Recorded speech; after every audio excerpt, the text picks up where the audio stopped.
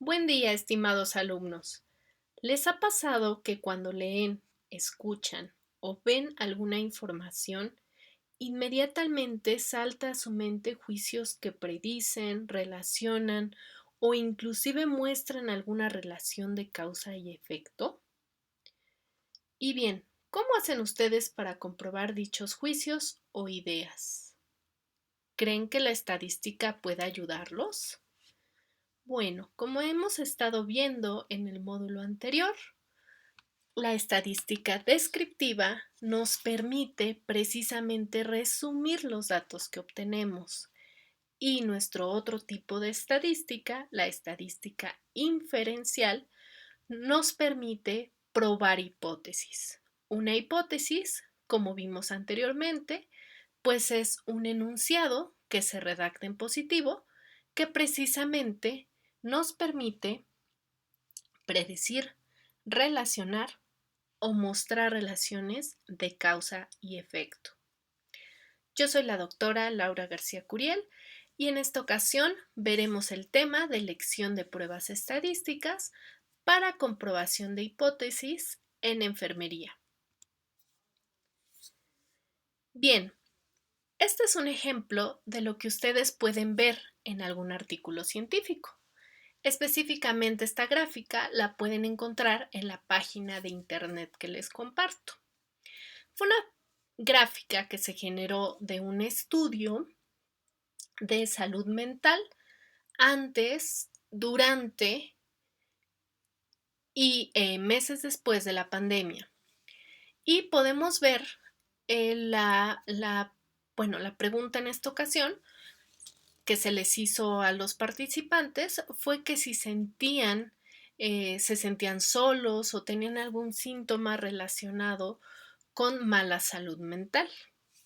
Entonces, a partir de esta gráfica, nosotros podemos empezar a deducir, podemos empezar a establecer relaciones o crear hipótesis. ¿Qué explicaciones se les ocurre a lo que observan? ¿Cómo creen que pudieran probarlo? Les pido que puedan escribir sus respuestas a estas preguntas brevemente. Daremos un espacio para esto. Para estas y otras cuestiones es que desarrollaremos el temario que les muestro a continuación. Entonces vamos a ver los pasos para que ustedes puedan realizar una prueba de hipótesis, es decir, para que puedan comprobar eso que alguna vez ustedes dijeron que podía estar ocurriendo a partir de sus datos descriptivos o a partir de una gráfica, como lo tenemos aquí. Posteriormente vamos a ver algunos factores para el análisis estadístico de los datos, vamos a recordar esta parte de las hipótesis y vamos a verificar que ustedes ya tengan su hipótesis y tengan identificadas sus variables. Posteriormente vamos a ver la parte de pruebas paramétricas y no paramétricas y una metodología que ustedes pueden utilizar para elegir pruebas estadísticas. Vamos a poner un ejemplo derivado de un trabajo anterior de sus compañeros también de la carrera de enfermería. Vamos a hacer un ejercicio que les va a ayudar a ustedes a desarrollar su creatividad. Y finalmente vamos a retomar y dar algunas reflexiones de significancia estadística y significancia clínico-biológica. Bien, entonces para recordar lo que ya habíamos mencionado previamente, hay algunos pasos para realizar una prueba de hipótesis. El primer paso es el que ustedes a día de hoy ya deberían tener y es plantear una hipótesis nula y una hipótesis de investigación. En unos momentos vamos a retomar esta parte para verificar que precisamente se ha entendido qué es una hipótesis, cómo redactarla y ya todos tienen la suya. Posteriormente vamos a elegir el nivel de significancia o alfa que hemos mencionado en clases previas, que es de 0.05 para las áreas de la salud. Vamos a elegir y estimar el estadístico de prueba. que en este caso es en lo que nos vamos a centrar en esta clase. Vamos a verlo de manera breve y solo con un ejemplo, y en clases posteriores iremos describiendo a detalle cada una de estas pruebas estadísticas. El paso número 4 es establecer una regla de decisión o estimar el valor P. Recuerden que el valor P lo establecimos en 0.05, también lo mencionamos previamente, y este valor P tiene que ver con la significancia estadística. Finalmente, pues llegaremos a tomar una decisión para nuestra prueba de hipótesis. Es decir, vamos a aceptar esa hipótesis nula o no vamos a tener los elementos para aceptar que no haya diferencias. Entonces nos vamos a ir con la hipótesis alternativa, que realmente es lo que buscamos o lo que ustedes buscarían en sus proyectos, que sí haya diferencias. Y finalmente, pues vamos a concluir. Bien, entonces voy a plantear algunas preguntas que es importante que ustedes hasta el día de hoy conozcan perfectamente, ya que para hacer una prueba de hipótesis, pues tenemos que saber qué es una hipótesis y ustedes tienen que tener ya redactada su hipótesis para su trabajo. Entonces es importante que sepan qué es una hipótesis, cuál es la diferencia entre hipótesis nula y de investigación, y que verifiquen que sus hipótesis ya estén redactadas con la metodología que les he propuesto en clases pasadas. Además, que tengan plenamente identificadas sus variables y su tipo de hipótesis. Bien, si hay dudas respecto a este tema, les pediría que revisen este video que es muy interactivo, y en general en el canal de Psicofácil tienen videos que son bastante amenos, que a ustedes les permiten retomar conceptos que ya hemos visto previamente. Entonces les pido lo revisen para que podamos continuar. Y también les coloco aquí algunas diapositivas que ya hemos visto respecto a una hipótesis, que no es otra cosa que una explicación tentativa acerca de nuestro problema de investigación o fenómeno estudiado. Y se va a formular como una afirmación o una proposición. Comúnmente relacionan variables o pronostican algo, pero hay de distintos tipos, como ya hemos visto, ¿verdad? Aquí vemos algunos tipos que tienen que ver con la parte metodológica y hipótesis de investigación, que ustedes ya tienen una. Hipótesis alternativas, algunos equipos tienen más de una hipótesis. Hipótesis nula, que son aquellas que me dicen que no hay diferencia. E hipótesis estadísticas, que no es otra cosa que hipótesis de investigación, pero redactadas de tal forma que yo puedo hacer fácilmente mi prueba. Aquí tenemos también los tipos de hipótesis, que verifiquen en las preguntas que les acabo de hacer que hayan ubicado estos 4 tipos de hipótesis que ya hemos mencionado previamente, que tienen que ver con predecir valores, tienen que ver con relacionar variables, es decir que si una aumenta, la otra aumenta, o si una disminuye, la otra disminuye, o si una aumenta, la otra disminuye. Son distintos tipos de correlación. Por ejemplo, aquí vamos a mencionar algo muy común, es si yo consumo alimentos chatarra, o entre peor sea mi alimentación, mayor va a ser mi riesgo de desarrollar obesidad y diabetes. Esa sería una hipótesis correlacional. También, a mayor motivación yo tengo para el estudio, mejor aprendizaje voy a generar. Luego tenemos a las hipótesis de comparación de grupos, y aquí la idea que tienen ustedes que tener respecto a las preguntas que hicimos anteriormente y a lo que ustedes escribieron es simplemente que aquí vamos a decir que un grupo presenta más una característica que otro. Puede ser el mismo grupo antes y después de una intervención, o pueden ser distintos grupos. En este caso, en la hipótesis que viene aquí de ejemplo, nos habla de la prevalencia de Alzheimer y nos dice que es mayor en afroamericanos que entre individuos de raza blanca.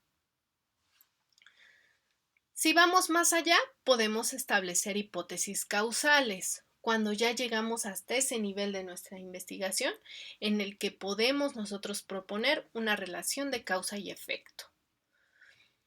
Aquí sería, por ejemplo, si quisiéramos nosotros decir las causas de la depresión, podemos vincularla a lo mejor a la baja autoestima o a deficiencias económicas o a otras cuestiones. Ahí ya podríamos establecer esa relación de causa y efecto siempre y cuando se tengan antecedentes previos y el diseño de nuestra investigación no lo permita. Entonces, ustedes tienen que tener claros estos tipos de hipótesis para continuar con las pruebas. Bien, y aquí les dejo el ejemplo que habíamos estado trabajando acerca del nivel de burnout o de este agotamiento, este estrés emocional en personal de enfermería. Entonces aquí lo vinculamos con la excesiva carga de trabajo y establecimos una variable independiente que es la carga de trabajo y una variable dependiente que es el nivel de burnout. Bien, entonces les pido revisen esa información para estar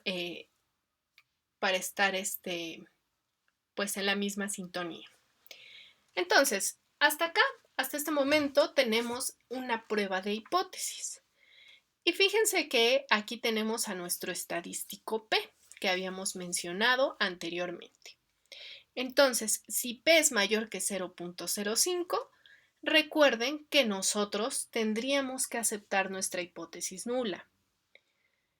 Es decir, hay igualdad entre variables, o no hay diferencias, o no existe esa correlación, ¿sí?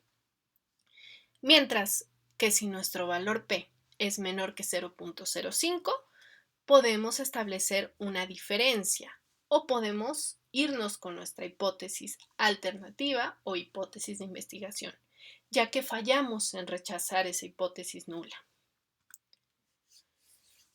Bien, esto también es para retomar la parte de los errores. Recuerden que de aquí obtuvimos nuestro error alfa, que debía ser de 0.05.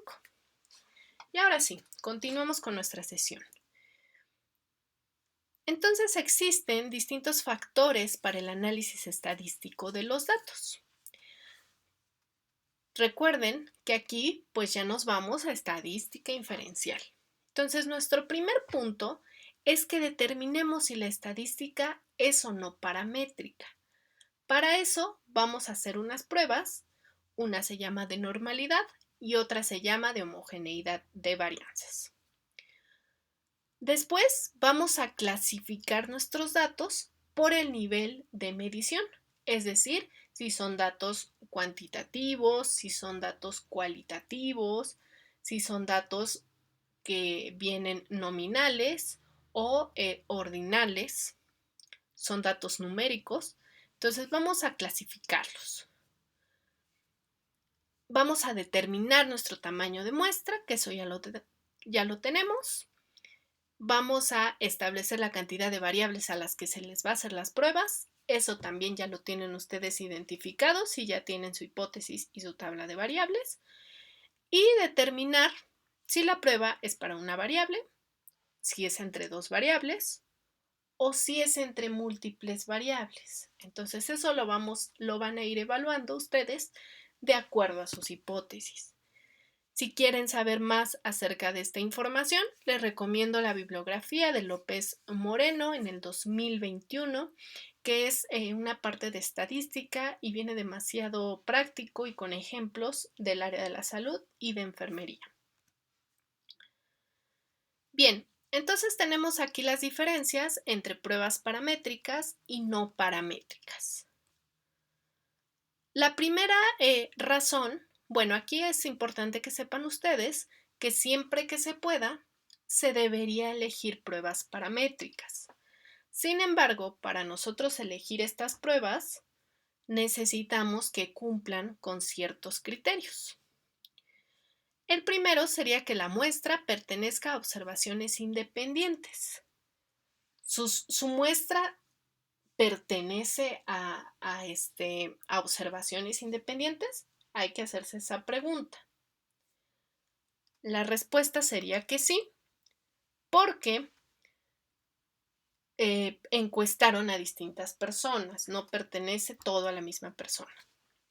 Entonces ahí ya lo cumplimos. Luego tenemos que la variable independiente debe ser numérica, un intervalo o una razón. Entonces desde aquí podríamos desechar algunas hipótesis, bueno, no desechar, sino más que nada establecer que no se puede medir con esta estadística, sino con la paramétrica. Si no tenemos variables numéricas, por ejemplo, si tenemos ahí una variable nominal, por ejemplo, si quisiéramos evaluar el impacto que tienen distintas enfermedades en las infecciones en el sitio quirúrgico, pues ahí hablaríamos de una variable que es nominal, no es numérica. Pero si nosotros estamos evaluando, por ejemplo, las estaturas de los prematuros al nacer, ahí sí que es una variable numérica y podríamos seguir en ese camino. Tenemos que ver también que nuestra variable dependiente tenga distribución normal. Para eso hacemos una prueba de normalidad. Una distribución normal, como hemos visto anteriormente, es que los datos sigan esta curva de Gauss. Es decir, que nuestra media, moda y mediana se encuentren al centro. No lo va a seguir de forma perfecta, pero la estadística nos permite evaluar si se ajustan esta curva o por el contrario son datos que están hacia la derecha o hacia la izquierda. Posteriormente tendríamos que ver que la variable dependiente, que existiera una homogeneidad de varianzas. Para eso, pues tanto mi variable dependiente como la independiente tendrían que tener varianzas similares. Es decir, tendrían que haber de forma similar datos extremos, ¿verdad? Y eso también hay una prueba estadística que vamos a visualizar. Bien, aquí les dejo las pruebas estadísticas, cómo las pueden ustedes realizar en SPSS. Y también les recomiendo la bibliografía de Bernard Morel, que les permite a ustedes aplicar estas pruebas a SPSS. Estas y otras pruebas. Y también viene cómo interpretarlas. Entonces aquí vamos a realizar ya sea la prueba de Kolmogorov-Smirnov o de Shapiro-Wilk, dependiendo cuántas personas se encuestaron. Y aquí les dejo también cómo hay que hacer esa prueba de homogeneidad de varianzas. Entonces estas pruebas las van a hacer a sus datos.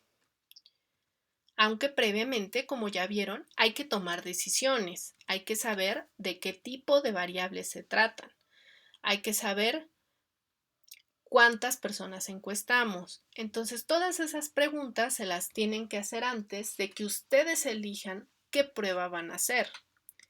El hacer la prueba es algo mecánico, lo va a hacer el software, pero es importante que ustedes aprendan a tomar esa decisión de hacia dónde me voy.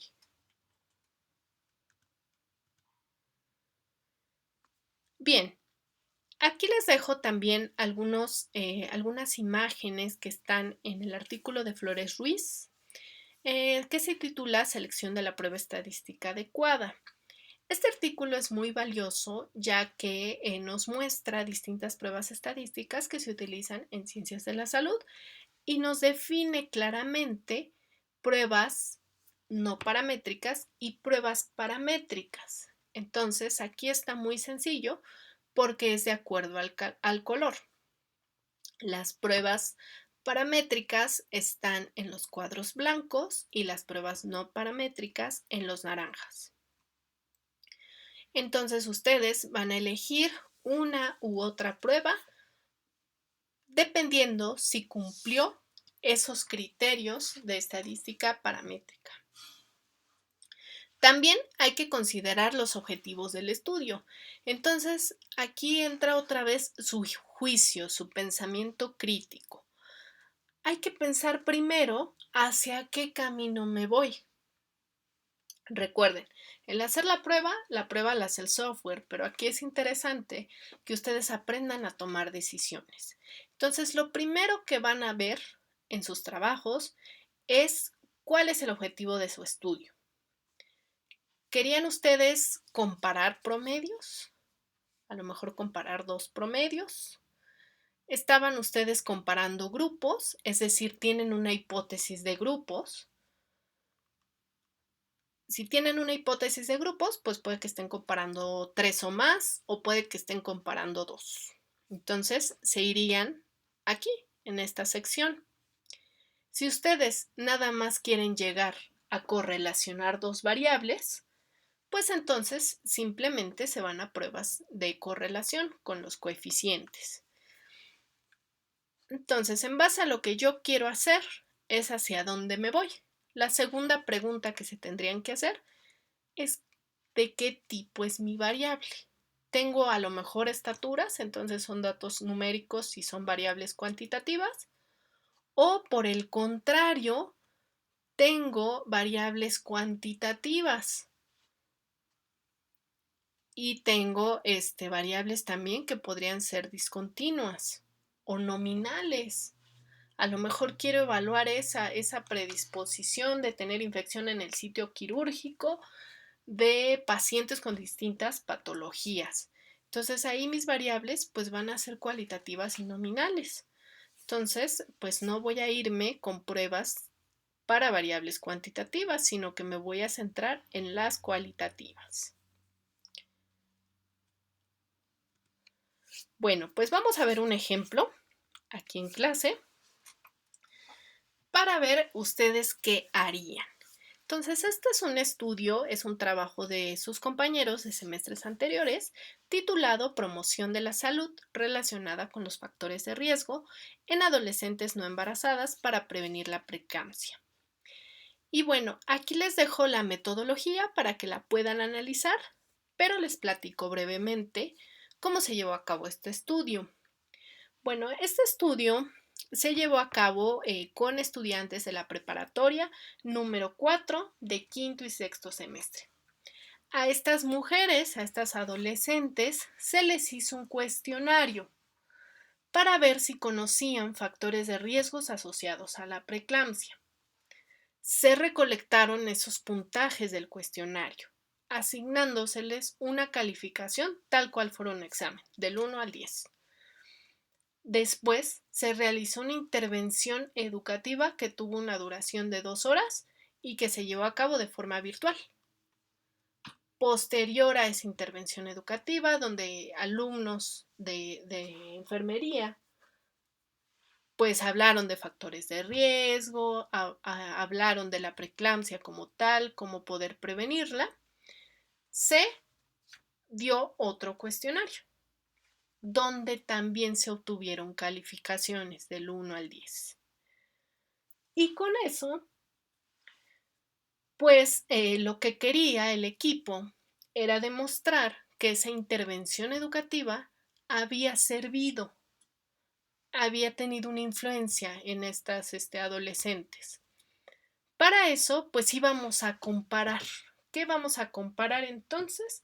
Promedios antes y después del mismo grupo, porque son las mismas personas. Se encuestaron 50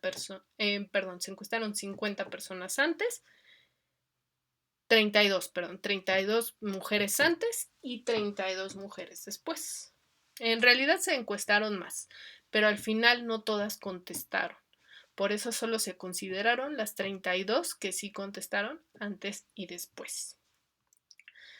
Y se compararon estos dos promedios. Entonces la hipótesis fue: el nivel de conocimiento sobre la preeclampsia en el grupo de adolescentes estudiantes de Prepa 4 será mayor después de una intervención educativa realizada por estudiantes de enfermería. Esa es mi hipótesis de investigación. Entonces, les pido que respondan a estas preguntas. ¿Qué prueba utilizarían? Para eso está nuestra tabla de decisión, que ya mencionamos anteriormente. Y para eso hay que identificar cuántas y cuáles variables tiene la hipótesis.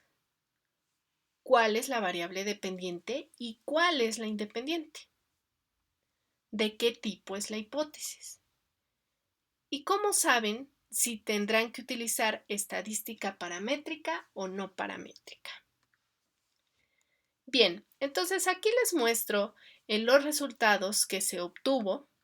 Esto es en cuanto para elegir si se va a utilizar estadística paramétrica y no paramétrica.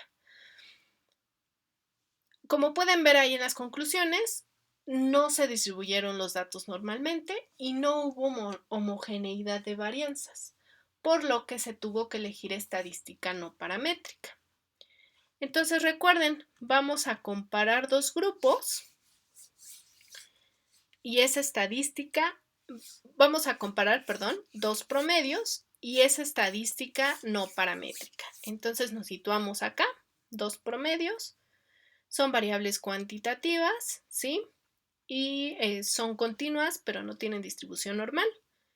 Y las muestras son relacionadas. ¿Por qué son relacionadas? Porque es una misma persona antes y después de una intervención educativa.